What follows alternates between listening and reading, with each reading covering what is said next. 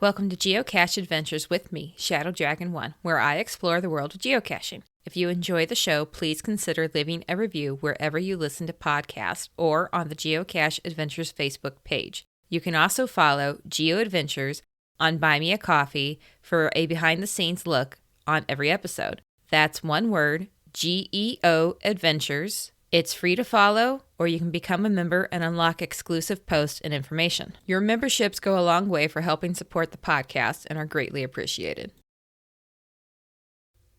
Hey everybody, just a quick note. The audio for this episode may sound a little off. I made the mistake of accidentally recording the audio through my webcam instead of through my separate microphone. So it is not quite the quality I wish it was, but I'm just grateful I have the audio because there were some technical issues trying to get this recorded. But it's together, and here it is, and I hope you enjoy it. Hi everybody, Amy Shadow Dragon 1 here, and with me today is returning guest Scott Miller, who you may know as GSM times 2, and you may remember from season 2 episode 9 when we talked about refreshing the game board, season 2 episode 15 where we learned about the Route 66 Adventure Lab series, and also season 3 episode 2 Adventure Labs tips and tricks. You're becoming quite the regular on the show here lately. Well, thank you very much. I'm glad you keep inviting me back, and I'm glad. I think these are interesting topics. I hope that the listeners are finding them also. I think they are. I find them interesting, and it's always a blast talking with you. So I'm excited to have you back today. Me too. You know, you usually ask your guests, how did you pick your geocaching name? And I think I've listened to every one of your podcasts, and I have not heard the answer to how did you pick your geocaching name, Shadow Dragon 1, and how did you get into geocaching? I don't think I've talked about it so much on this podcast. I think I talked about it on Where Is It Now when he had me on his podcast. I think I talked about it briefly, but so the way I got into geocaching was it was through a coworker. I found out from a coworker from previous job several years ago. It was a couple months after my son had been born, actually. So we're talking 7 years ago. I learned about geocaching, and I thought that sounded really neat. So I got the app and I installed it. I made an account, and then I didn't do anything because my husband wasn't really interested in the idea, and I had a 2-month-old, and I was like, well, I don't know what I'm doing, so maybe I won't do this right now.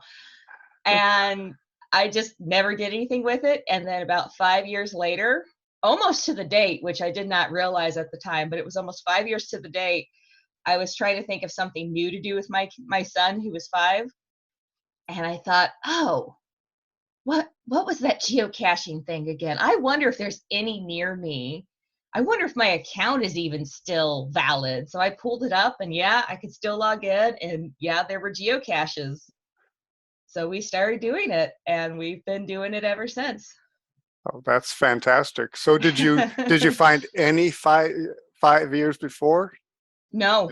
Oh, so good. So you don't have None. like a 5-year gap between your first one and your next one that you're going to have to fill as a streak sometime. Okay, perfect. I made an account and I did nothing with it until 5 years later. And so it's kind of funny because when you look on my account, it says member since 2014, but I never actually cached until 2019. So very good. And Shadow Dragon 1? So that is, I think it was middle school when we were first having emails and learning computer stuff at school. And gosh, that makes me feel really old saying that, but I needed a username for something. I don't even remember what it was for at this point. And I mean, this is middle school, so you're trying to come up with something that sounds really cool. So it was like, oh, Shadow Dragon sounds neat. I tried all kinds of things and nothing was working. So I tried Shadow Dragon, and that was taken And then one of my friends says, oh, why don't you take the O out of dragon? It looks cooler that way. And I tried it and that was taken. And then, there's like this suggestion, you try these combinations of your username. So I stuck a 1 on the end of it and it worked. Well, that ironically, every time I needed a screen name for something was always available and I could always remember it. So I've just always used it for stuff because it's always available. It seems like. Well, fantastic. Glad it was available for geocaching.com. Yeah, so it's just one of those, it's a relic. It really is kind of like a relic of my middle school past, and it just hangs around because it works. And it does have a cool sound to it too. So good. Yes, the 12-year-old in me still thinks so. Fantastic. Well, today we're going to talk about cache maintenance. Yes, we are. And you have quite the few caches to maintain. So for those listening, how many hides do you have? So I've been geocaching for about 18 years, and I have set over that period of time 2,066 geocaches. About 100 of them are in power trails, but all the rest of them are individually set geocaches. Currently, I have 141 active, and tomorrow I'm going to have 142 active geocaches. So over that period of time, I have learned 1 or 7 things about cache maintenance. I've learned how to do bad cache maintenance. I've learned how to set bad caches and how to set good caches. So I'm looking forward to sharing some of that information, and hope it'll find that the listeners will find it useful. That's a lot of caches over the years. It really is. And that also includes the Adventure Lab locations that I've set. So, and we've talked about this a little bit on some of the episodes where with this Route 66 Adventure Lab and the tips and tricks for Adventure Labs, but you include that in your count because why again? Because a lot of people say, hey, the great thing about Adventure Labs is they don't need to be maintained. And the matter of fact, they do need to be maintained because things change. One of the things that I will share, the person who did the Route 66 through Texas, he was using traffic signs for the information because they're permanent. They're going to be there all the time until somebody has an accident or 2 accidents and take 2 of them out, and he has to change his Adventure Lab. So yeah, it was important for him. They do need maintenance. They may need less maintenance, but they still need maintenance. They certainly do. So for somebody who may be newer to geocaching, what exactly do we mean by cache maintenance? Cache maintenance, this is going to be kind of how the show pans out. What is it that you set? Because you want to set things that are going to not have a lot of maintenance. How do you monitor your caches so that you're aware of what needs cache maintenance? And then how are you setting up your cache maintenance? Do you make a cache maintenance run whenever you need to, or do you do it quarterly? I know some people back east, I've heard, they'll do a springtime cache run where they'll go check all of their caches, and they'll do a fall cache run where they'll prepare all their caches for the winter. So, with 741, I don't do either of those. So I'm very dependent on monitoring and going out and making about once a month. I'll do a cache run. 741. That is so many caches. How do you maintain them? I maintain them by really depending on the community, not the community to do any maintenance on them, although it is nice if somebody will add a log or something like that. But I'm dependent on the community to log their DNFs, make mention of the fact that there's something wrong with the cache, And if they'll go ahead and do that little extra step to do a maintenance, it needs maintenance, that's really helpful, because that brings a email to me separate, and I can flag that and know that, okay, I need to take care of something at this cache. Yeah, that's definitely important to note. It really is, because if I monitor correctly, then I can disable things so people know that the cache is missing. And then I can, make my notes that, hey, I need to go to this cache and change the log, or this container is cracked, or something along those lines. So all of those things, it's a whole continuum of cache maintenance. So how often are you checking on these 741 geocaches? Is it just kind of whenever something pops up in a log, or do you do a regular check on them, or how are you handling and managing all of these? Well, let's go back to monitoring, because that, for me, that's Okay. really the most important part. If people will go ahead and log their DNFs, I've set up a couple things that really work for me. One of them is that on my email client, I've set rules that look for couldn't find in the subject line, because if someone logs the DNF, the subject line will say so-and-so could not find. And I'll also look for needs maintenance, because the subject line will be, this geocacher reports that this cache needs maintenance. Those flags move the email over to a separate folder in my email client, so it's real easy to spot them right away. But again, that's really dependent on the geocachers making those log entries. So, and then the other thing that I do, well, let me, I have 18 years of a process in there, but but recently GCHQ came out with the cache owner dashboard, and oh my Yes. goodness, is that a useful tool for people who don't have, let's say, 741 geocaches, because you can go in there and look, and it flags, those things that are disabled and those things that have those that needs maintenance attribute added.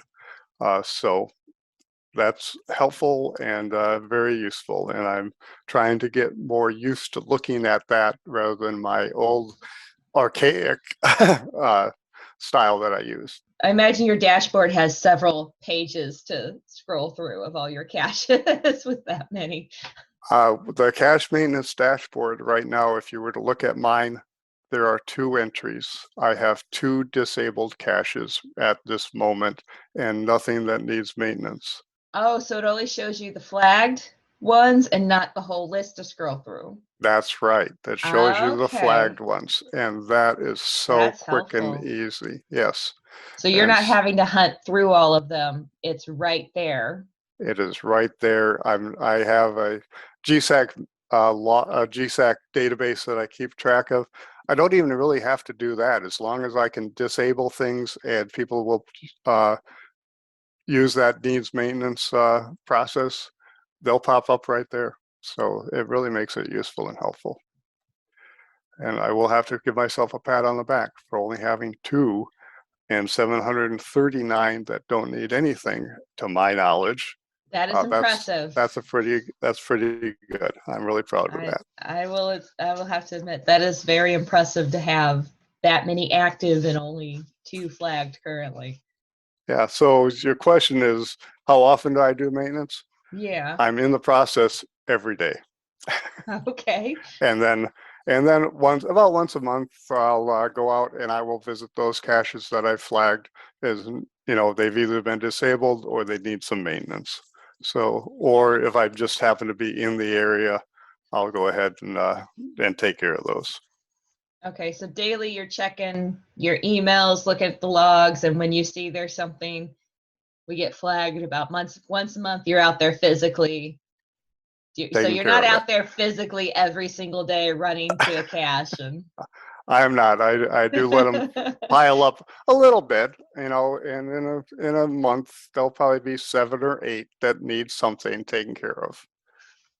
A month seems reasonable because in my experience, when a cache is disabled, if you don't note anything in a month, that's when the reviewer pops up and says, hey, you need to write a note or something to let us know what's going on, or we need to archive this. So that seems to fall pretty well within the guidelines. It does, and you just mentioned something very important, and that's communicate with the reviewers. If you have an issue with one of them, put a note, just make a log entry that says, for example, I have one that's been disabled for about 7 months because it's a Where I Go up in Santa Barbara, and they're doing construction where the cache is. Now, there's not very many Where I Goes in Santa Barbara, so I don't want to archive it. I want to go ahead and keep it disabled, but we can't get to the cache until they get this construction done. And so about once a month or thereabouts, I have a friend of mine who lives in Santa Barbara tells me that, hey, they're still doing construction. I make a note in my cache page, and we're doing okay with that. Yeah, that definitely, when you can't get to the actual location, that makes it kind of hard to do any kind of maintenance. It really does. And if it was a traditional, I'd have archived it long ago, but it's not. It's a Where I Go, and it's a legitimate Where I Go. It's not a reverse where I go, and if I archive it, I have to rebuild it, and for me, it's difficult to rebuild Where I Goes. When we're hiding a geocache, is there something we can do when we're creating the cache to help minimize the amount of maintenance needed for the cache? Boy, that's the most important part of cache maintenance, is setting something that hopefully is not going to need maintenance. So you're going to be setting appropriate containers in appropriate places. What's an appropriate container? Can't really tell you here from Southern California because we have issues with heat and dryness, and a lot of people have issues with humidity and wetness.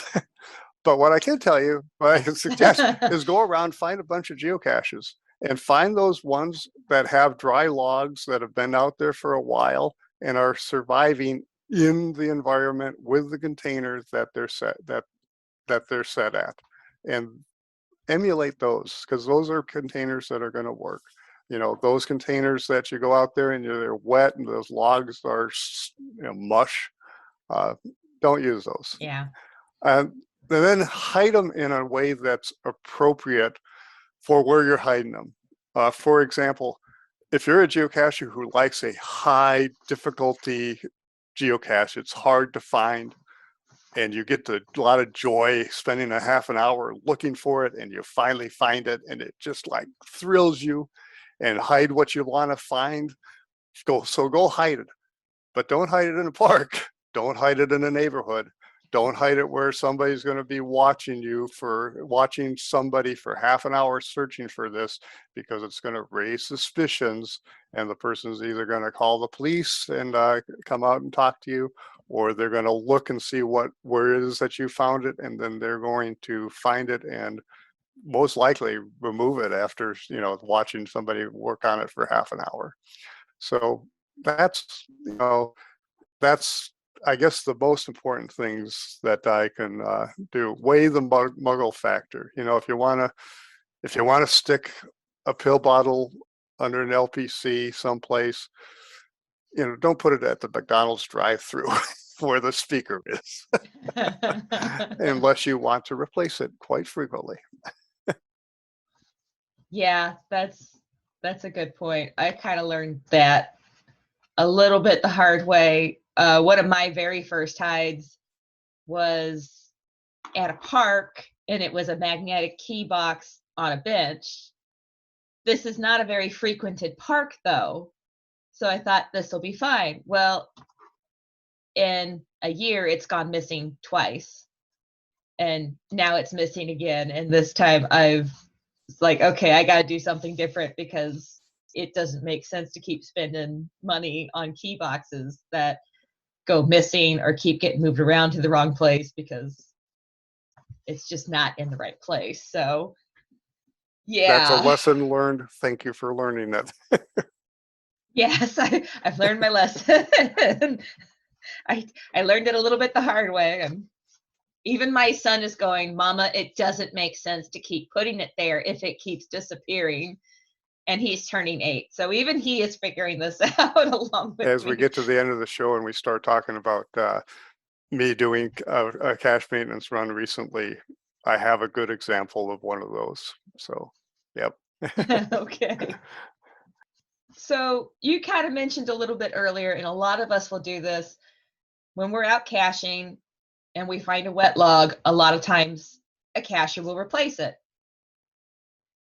And most of the time, the cache owners appreciate that.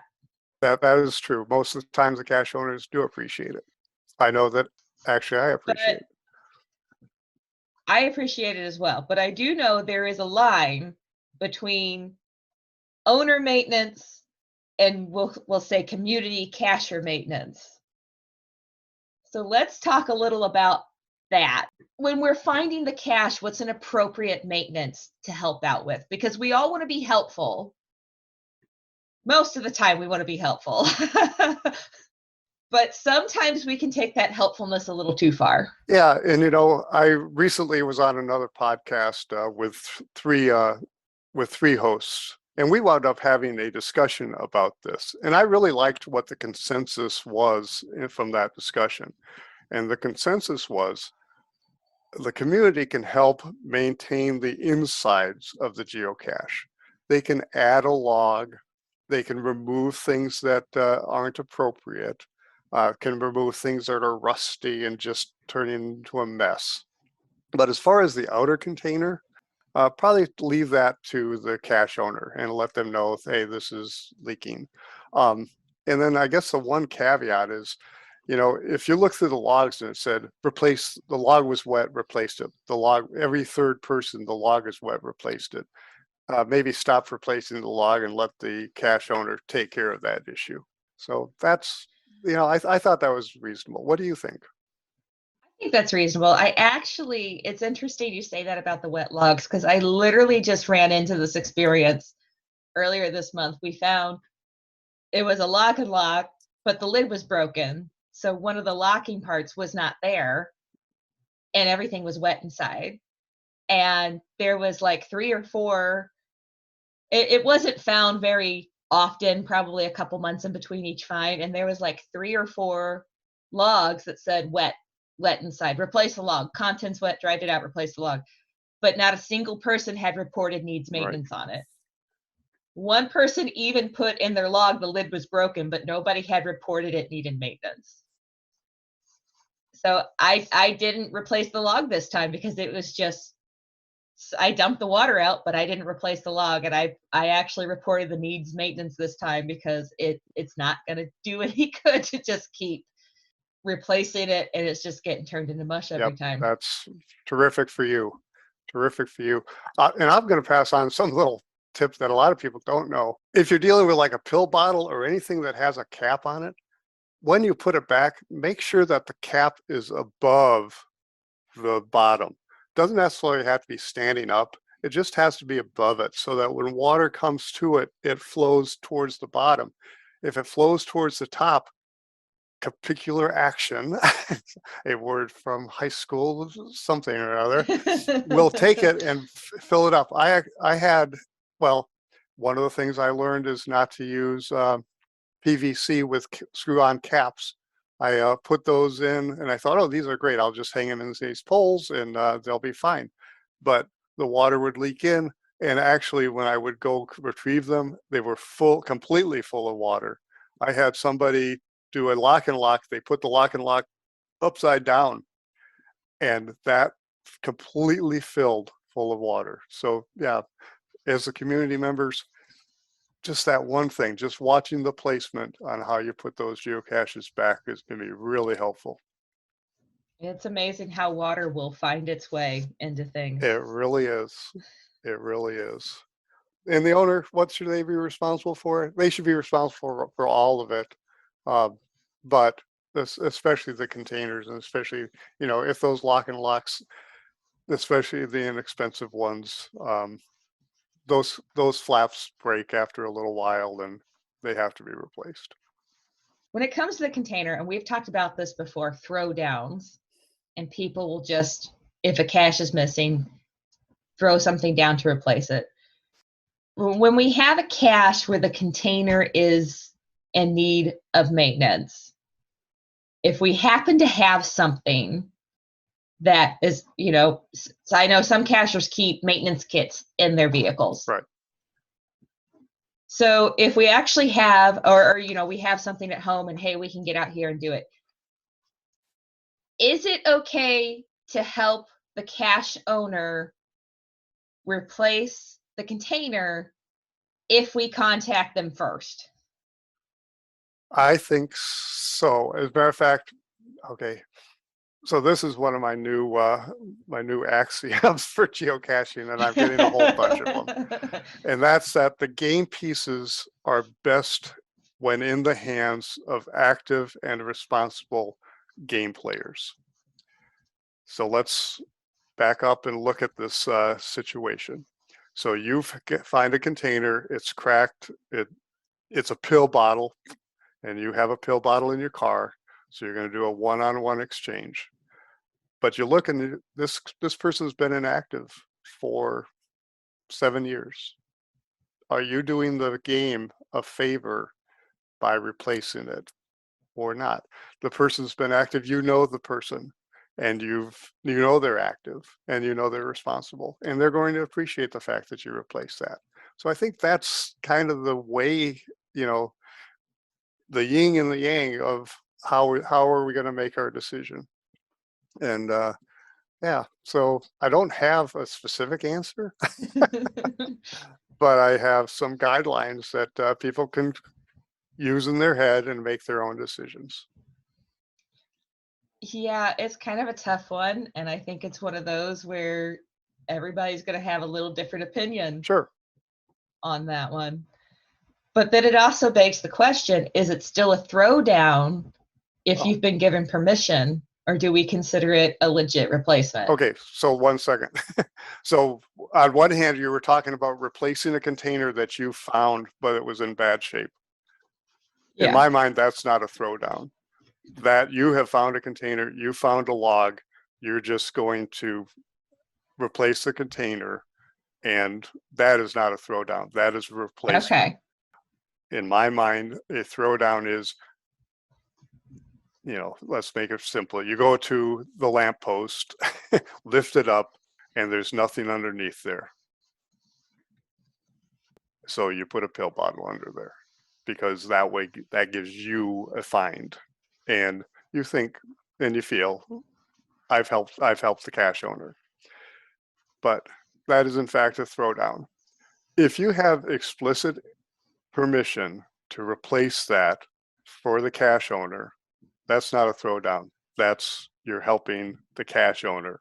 If you don't have explicit permission, and in my mind, especially if the cache owner has not been active for 7 years, let's get that thing archived and get that area, that entire 1/10 of a square mile, in the hands of an active and responsible geocacher.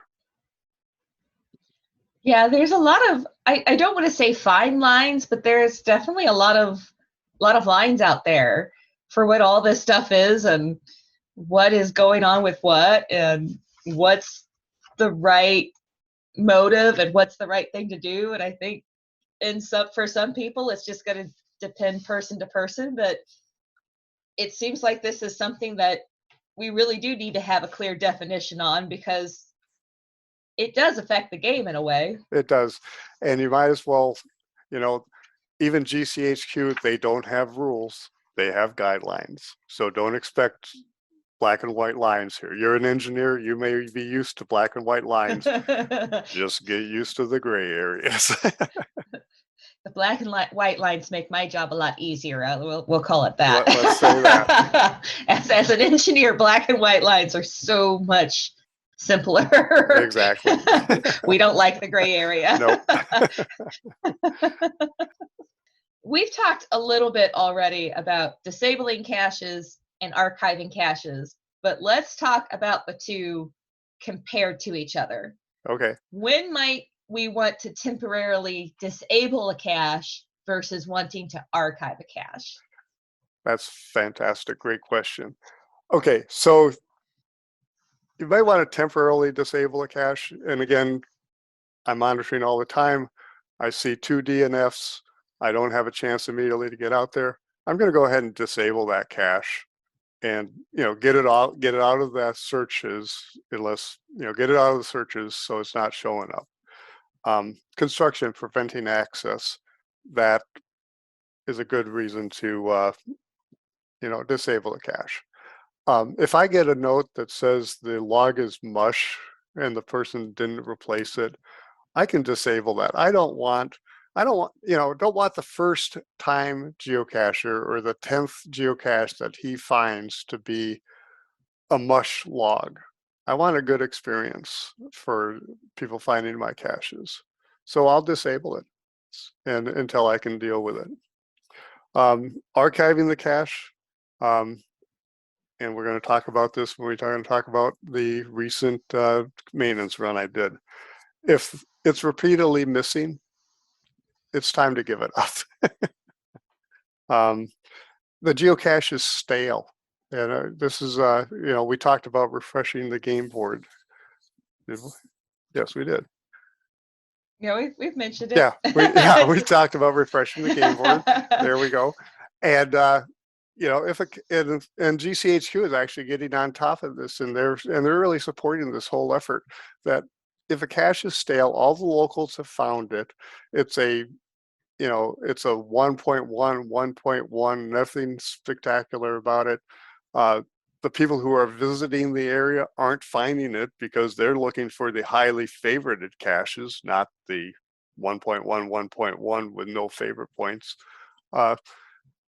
Maybe that's time to get that archived and try and set something that's at least a little bit better. And sometimes I'll just archive a cache because I have a better idea, So if we're going to not just replace a missing container, but if we're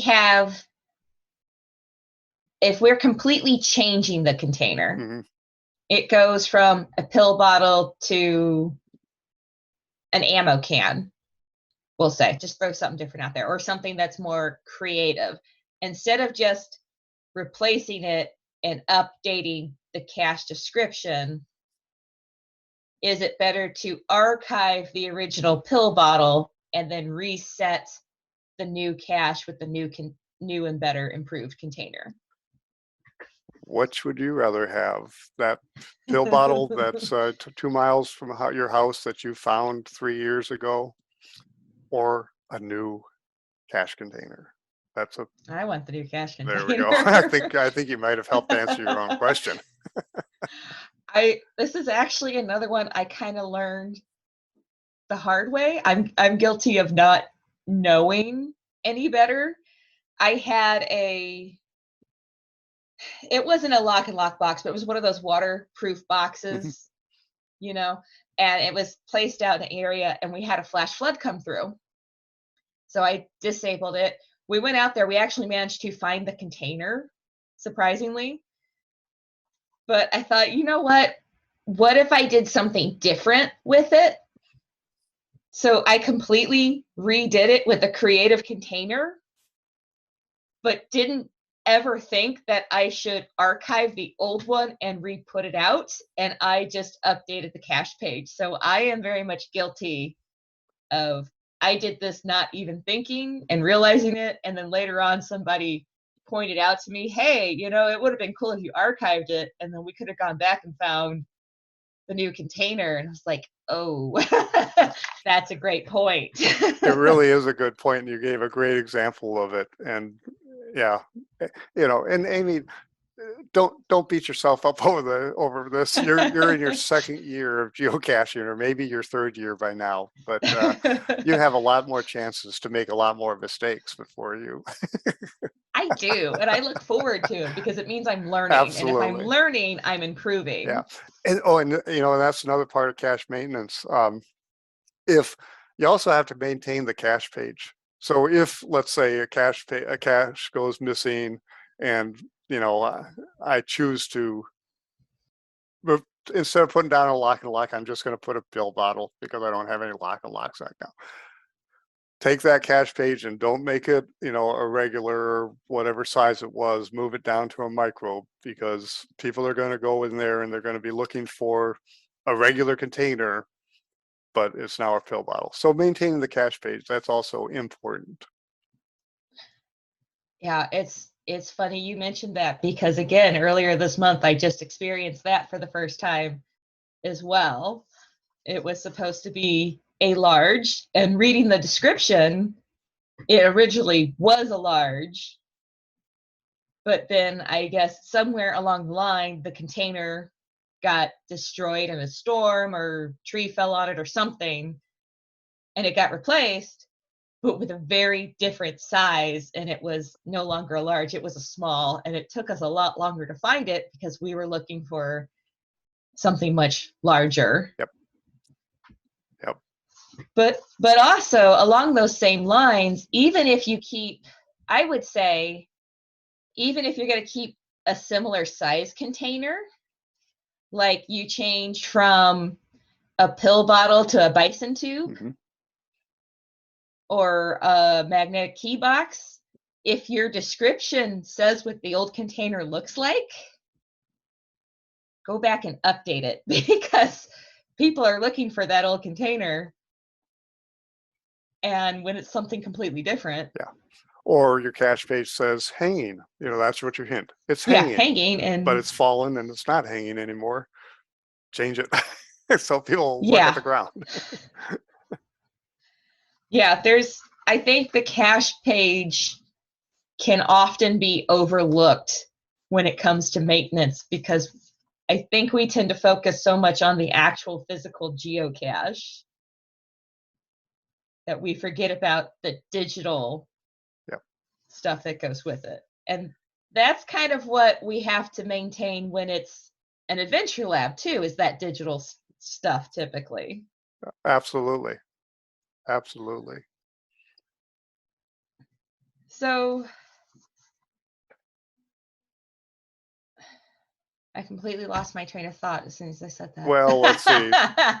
Let me tell you about the maintenance run that I did recently. Yes, let's tell us about this maintenance run that you did recently. Okay, recently being yesterday, because one of the things that can motivate a person to do cache maintenance is to volunteer to be a guest on a podcast talking about cache maintenance. And yesterday I had 7 caches on my list, and today I have 2. So, and I think it's also a really great summary of what cache maintenance is. So yesterday, just quick summary, there was S up, low down, and pull behind the bench, screwed at the Ojai jail, who set the sign, and park over old grade. 2 of them, the first 2, are just easy pill bottles hanging inside of posts, uncapped posts.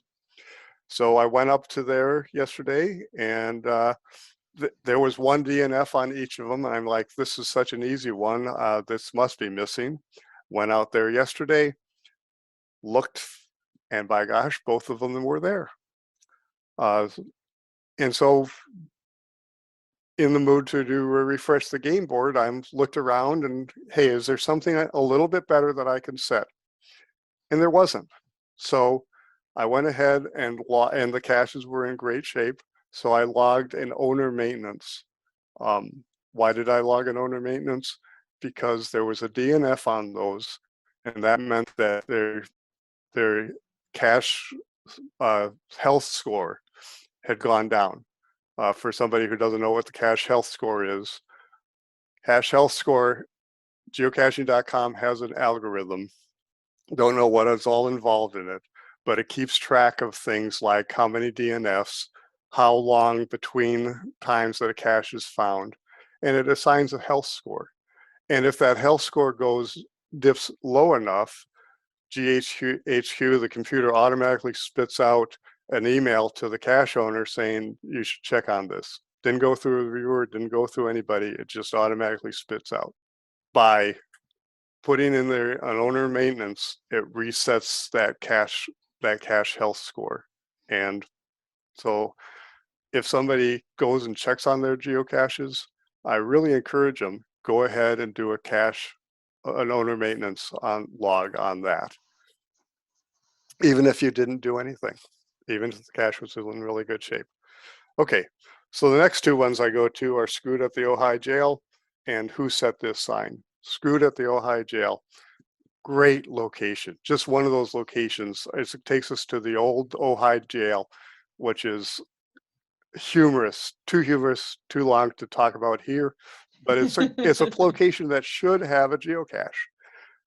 Okay. But this is like in the last 3 months, so this has gone missing 3 times. Actually, not missing. It's a piece of is a bison tube glued into a block of wood, which is screwed onto a fence post, and somebody's collecting the tops of the bison tubes and removing the logs. I have no idea, but after 3 times in a couple months, it's time to archive that one and look around and try and find some place. I'm not going to say it's a little bit better. It's not, but it's better hidden. And we now have another geocache at the Ojai Jail.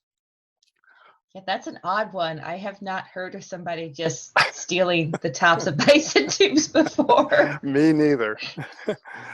Who set this sign? Who set this sign? The person, it was on a post that was set crooked. I mean, it was like somebody drunk set this, no parking sign crooked, and it wasn't even hit. It's just was set crooked. So I had to set a geocache there, but it's a nothing That's geocache. funny. Well, the person who reported the DNF said, there's nothing unusual about this sign. It's all nice and shiny new. So apparently they replaced it. Oh. So I'm driving to it, and I see this really neat place called Windmills and Wagons. And this is going to be our cache highlight. So hang on to this. I'll talk about it a lot more often. But I go to the place and nothing's there. And I decide, okay, I'm going to utilize this in a much better geocache. And we'll talk about how I did that. Okay. So now those 2 caches, they've both been archived. One's been replaced. One will be replaced or has been replaced, and not active quite yet. But tomorrow it will be. Tomorrow, nice. After our recording, it will be. Not when you actually listen to this. And then the third one was Park Over Old Grade. Just a cache that I set. Nothing special about it. Not in a special area. Not even a special area I'm going to archive this and set something better. There's a lot of other places to hide things. I'm just going to archive this, open up the area. If somebody wants to set a geocache, great. So that's my little cache run yesterday. 2 are up and running. 3 of them wind up being archived. Sounds like a productive run, though. You've got 2 new ones out, or 1 new one out, 1 waiting to be published, all out of that run. So and one of them neat. That's good enough that it deserves to be a cache highlight on the Adventures in Geocache podcast. Yes, I'm looking forward to that one for sure. But first, let's talk about actually reporting a maintenance and the maintenance logs. Okay. So it may seem a bit obvious now that we've talked about all the different maintenance aspects, but when you're fighting a geocache, report maintenance on a geocache? Do it when there's something that you can't correct. It's the log is wet, but you don't have time to dry it, or the log is mush, but you don't have a replacement for it. Go ahead and activate that needs maintenance attribute and get that posted on there, because that's an attribute that can be searched and it'll show up on cache page. Okay, so we've talked about maintaining caches and when we need to report that it needs maintenance, but how do we report that a cache needs maintenance?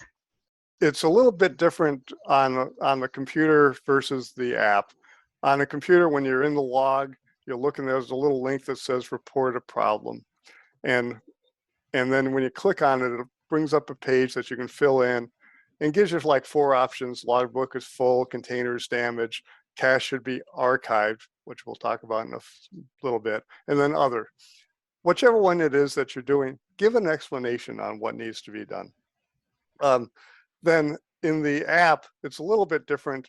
The log is up here, but if you scroll, you'll get down to report a problem with this geocache. And again, it just gives you 2 options. But again, give the CO the information on what needs to be done. That's the best way to do it. That needs archived. That's an interesting one.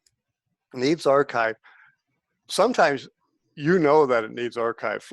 You know, let's say it's right next to a railroad track, and for somehow it's still got approved. It's in a schoolyard, and somehow it got approved. Immediately, that's a clear violation. There's very few rules in geocaching, but those there's 2 of them, and so those need to be archived. But another time you might need to be archived is, you know, there's DNF, DNF, DNF, DNF. There's 4 months worth of DNF. The cache owner has not done anything about it. It's time to put a needs archived. And the difference between a needs maintenance, the CO will get a email. Needs archived, the CO gets an email and the reviewer gets an email.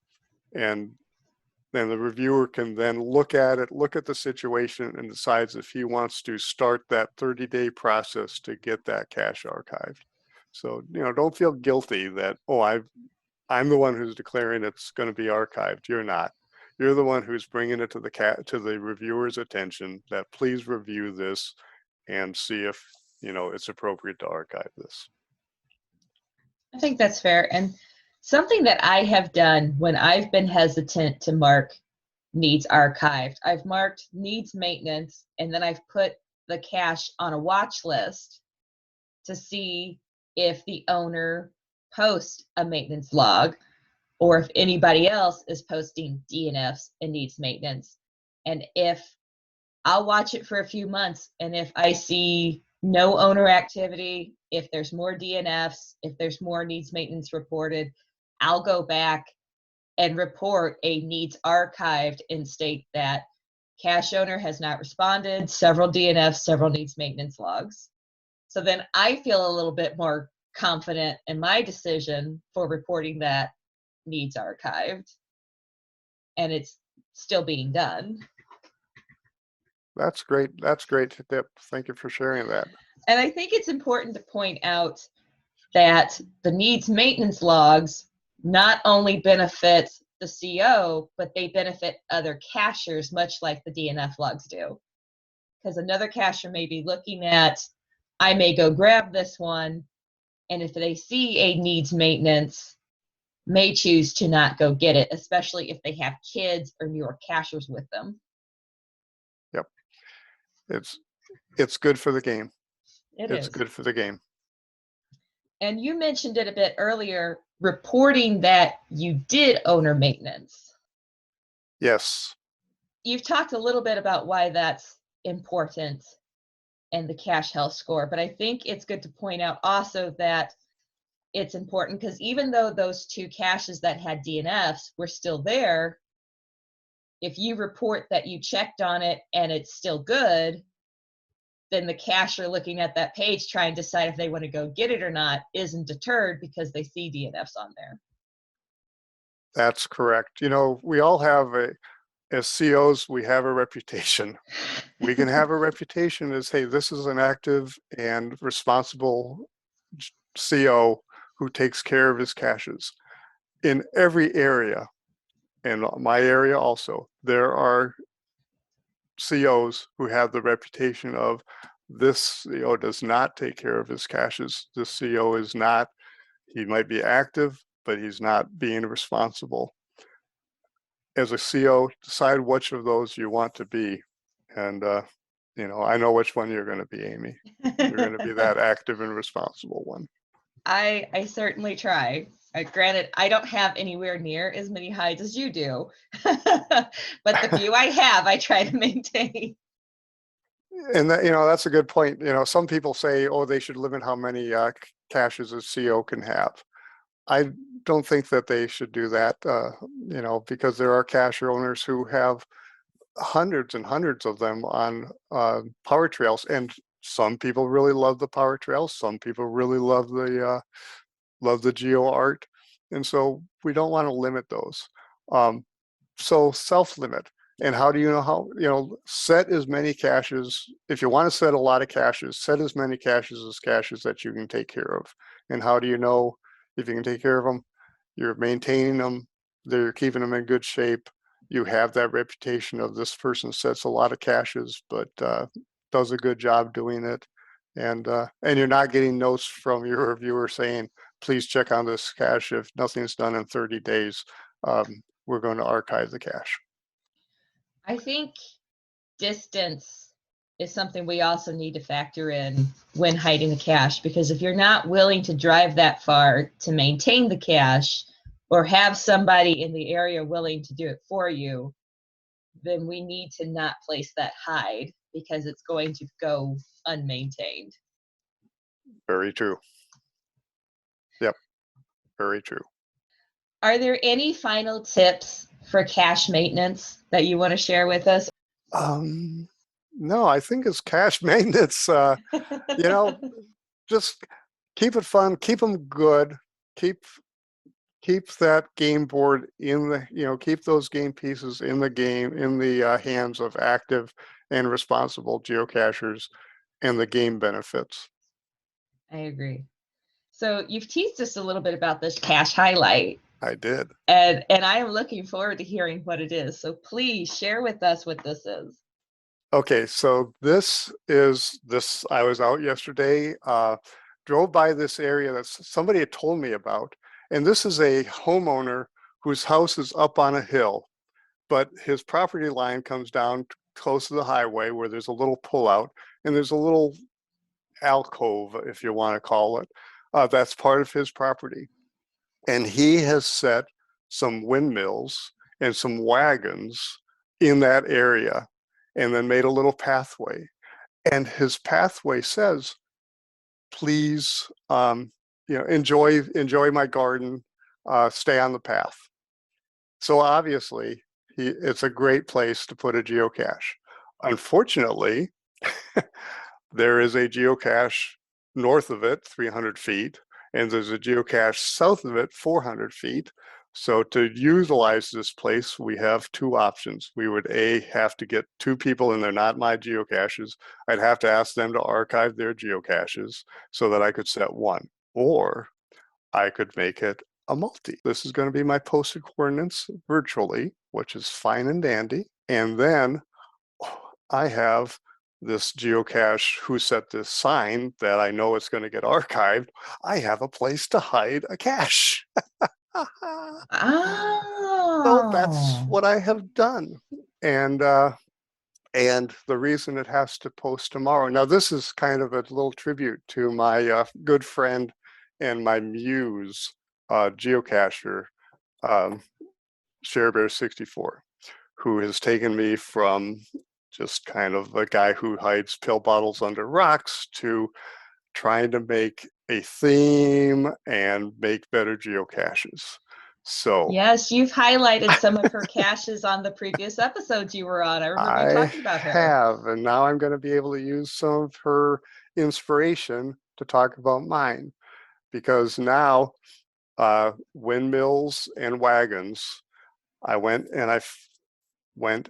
to got this little windmill thing that's so cute, and that's going to be where the geocache final is. And isn't that adorable? I love So that. now we have a theme. I got 3 of these, and I may take them over to and ask the guy who owns the property, can I put 2 of them in? And doesn't that tie the location and the final together really well? And I'm sorry for the people who are who are listening to this, which is everybody, but it's just a little cute little windmill that I think is going to fit in really well. So I'll have to grab a screenshot of that to add to the show notes because it is a cute little windmill, and I yeah, love the idea yeah. of So doing something like that to tie the 2 locations together. to make a theme from both locations. So yeah, so that's GC9 X-ray Mike Romeo Papa, and it's going to be called Windmills and Wagons. That's awesome. Yep. I love it. Thank you. So it's just a 2-stage multi then, the garden and then the final? Yes, and they're within 2 miles of each other. That's the kind of multi I would do right there. It's 2 stages. If it's more than 2, I am horrible with multis. If I find out it's more than 2 stages, I go, do I really want to spend my time doing this? Yep.